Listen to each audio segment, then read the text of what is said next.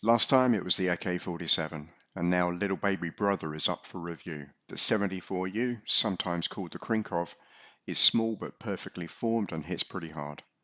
Designed as a short-barreled version of the AK-74 to bridge the gap between assault rifles and submachine guns, it was intended for use as a personal defense weapon.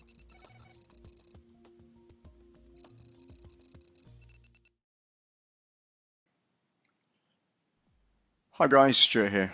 First let's compare its time to kill with the other full auto SMGs. Like its big brother, the AK-47, the 74U beats everything in raw TTK thanks to its high damage and reasonable fire rate.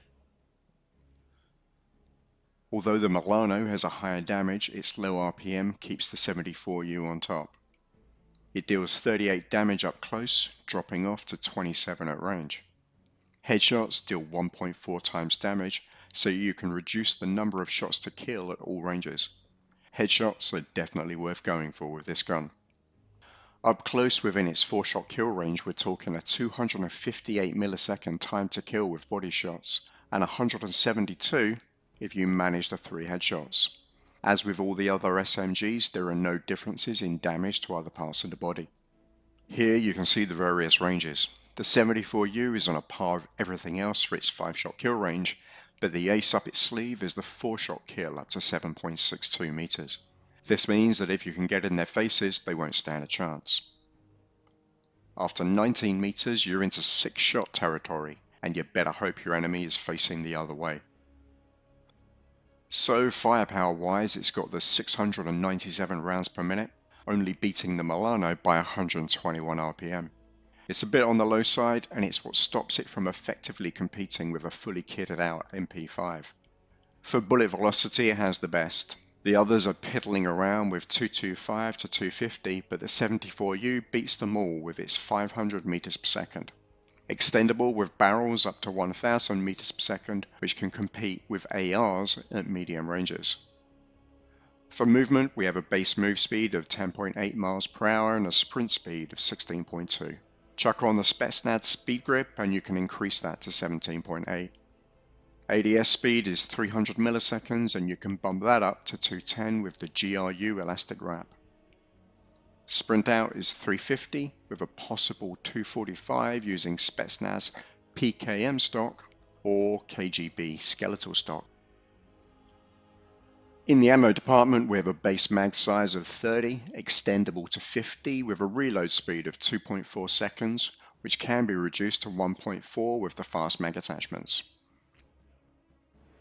Barrels are probably the most important attachment you can add on this or any of the other SMGs to get the range and bullet velocities to be able to compete with the ARs. Here you can see the ranges the barrels give you over the base weapon.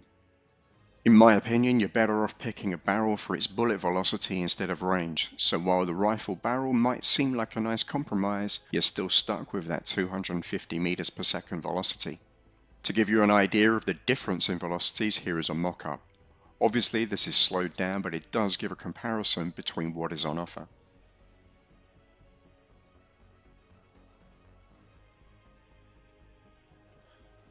Suppressors in this game, in contrast to real life, lower your range.